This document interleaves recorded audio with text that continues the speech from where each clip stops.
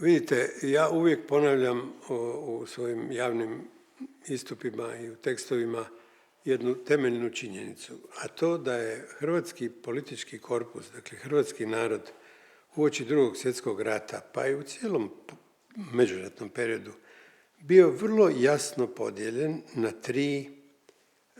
na tri struje, pri čemu je iza pacifističke i, rekao bih, miroljubive i čak projugoslavenske koncepcije HSS-a stajalo 90% ljudi, 90% Hrvata. 5 sljedećih posto je imalo sklonosti prema radikalnom osamostaljenju, dakle ustaškoj državi, a 5% je bilo sklono komunističkoj partiji i oslanjanju na SSR.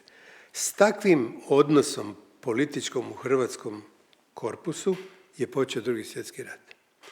Ono što je tragično je da je ovaj 90%-tni dio imao za vođu jednoga oportunista i, ajmo reći, ishlapjelog već čovjeka koji je odlučio, kao što je rekao, dok se veliki tuku, mali moraju pod stol, i čekao, a bio je uvjeren, da se razumijemo, u pobjedu zapadnih saveznika.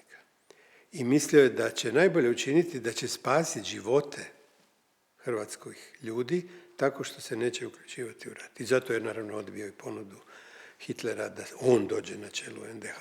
I onda je Hitler, hoćeš nećeš, izabrao jednog čovjeka kojeg uopće nije cijenio, niti vodio o njemu računa, a osim toga Hitler je bio zastupnik Jugoslavije. Ne, stavio je onda Pavelića i nametnuo mu rasne zakone.